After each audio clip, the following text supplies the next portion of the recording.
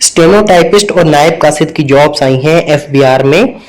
Federal government का जो इदारा है, स्टेनोटाइपिस्ट बहुत ही अच्छी नौकरी है, बहुत ही हाईली पेड इसकी सैलरी होती है और ये सिर्फ और सिर्फ वो लोग अप्लाई कर सकते हैं जिसने शॉर्ट हैंड का कोर्स किया होता है। तो बहुत कम लोग होते हैं जिनके पास शॉर्ट हैंड की डिग्री है, हर कोई इसमें एलिजिबल नहीं है। सिंपल इंटरमीडिएट यानी 12वीं जमात आपने पास की हो और आपके पास शॉर्ट हैंड का कोर्स आपने किया हो जो कि 1 साल का कोर्स होता है, तो आप इसके लिए अप्लाई कर सकते हैं। बहुत ही अच्छा चांस है कि आप सिर्फ स्टेनोटाइपिस्ट और जो है वो नायब कासिद की नौकरी आई हैं। तो सबसे पहले इस्लामाबाद के जो है ना हेडक्वार्टर में है, जनरल हेडक्वार्टर में स्टेनोटाइपिस्ट की 4 पोस्टें हैं, जिसमें 2 पंजाब की, 1 सिंध रूरल की और 1 खैबर पख्तूनख्वा की।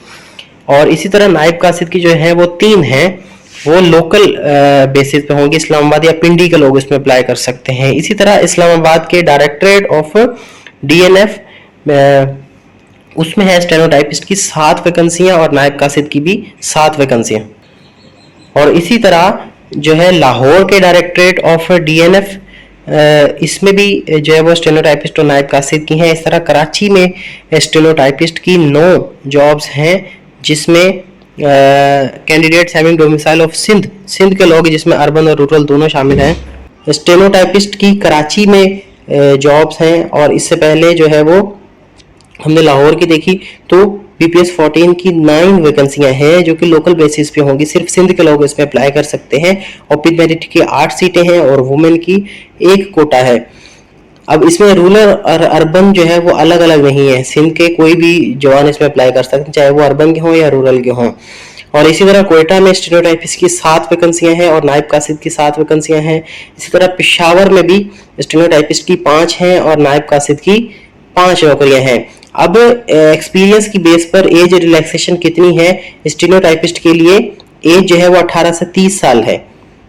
इंटरमीडिएट की डिग्री होनी चाहिए। शॉर्ट हैंड की स्पीड 80 वर्ड्स पर मिनट और टाइपिंग स्पीड 40 वर्ड्स पर मिनट और कंप्यूटर चलाना आता हो आपको। बाकी नायब कासिद के लिए जो बीपीएस 1 की नौकरी है, ये प्राइमरी पास होना चाहिए, 18 से 30 साल है। अब एज रिलैक्सेशन का आगे बताएंगे, लेकिन पहले आपने अप्लाई किस तरह से करना है। नेशनल जॉब पोर्टल की वेबसाइट पे जाना है, आपने लिंक दिया हुआ है http://njp.gov.pk, इस पर जाके आपने ऑनलाइन रजिस्टर करना है। अब क्या है, जब आपको इंटरव्यू के लिए शॉर्टलिस्ट किया जाएगा तब आपने 2 सेट डॉक्यूमेंट्स के कह रहे हैं, ओरिजिनल सेट के साथ 2 सेट फोटोकॉपी के लेकर आने हैं। इसके अलावा कोई भी वो नहीं है। 10% कोटा जो है वुमेन का रखा गया है। ये ऊपर सीटों की डिस्ट्रीब्यूशन भी दे दी है, लेकिन इन्होंने फिर भी बता दिया है कि 5% माइनॉरिटी का है और 2% डिसेबल पर्सन का है। अब 3 साल की एज रिलैक्सेशन किसके लिए है? फाटा या पाटा जो एक्स फाटा था, या शेड्यूल कास्ट जो है, या आज़ाद कश्मीर या गिलगित बल्तिस्तान के जो भी रहायशी हैं उनके लिए 3 साल की एज रिलैक्सेशन, यानी 33 साल ईयर्स तक अगर आपकी एज है तो आप अप्लाई कर सकते हैं इसमें। इसी तरह जो सिंध रूरल बलूचिस्तान के लोग हैं वो उनके लिए भी 3 साल की एज रिलैक्सेशन है, 33 ईयर्स।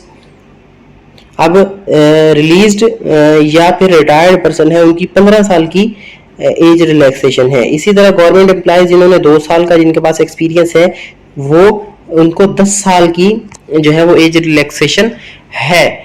और इसी तरह डिसेबल पर्सन जो कि 15 बीपीएस 15 और कम वाली पोस्ट पे अपॉइंट हो रहे हैं, उनको 10 साल की एज रिलैक्सेशन है।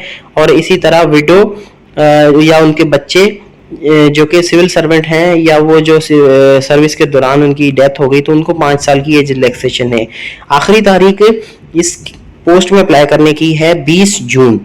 ये director general of DNFBS FBPs federal board of revenue Islamabad की तरफ से एडवर्टाइजमेंट है। ये डेली जंग आज के अखबार में ये शाया हुई है, तो इसके लिए आप ज़रूर अप्लाई करें। बेहतरीन नौकरियां हैं स्टेनोटाइपिस्ट का, रोज़ इस तरह के चांसेस नहीं मिलते स्टेनोटाइपिस्ट के लिए। और ये इसका शॉर्ट हैंड का कोर्स हर बंदे के पास नहीं होता, इसलिए कंपटीशन इसमें बहुत लो होता है, तो इसमें ज़रूर अप्लाई करें। इसके अलावा दूसरी जॉब्स भी हम लगाते हैं, उनमें भी अप्लाई करें। फिलहाल इतना ही, थैंक यू।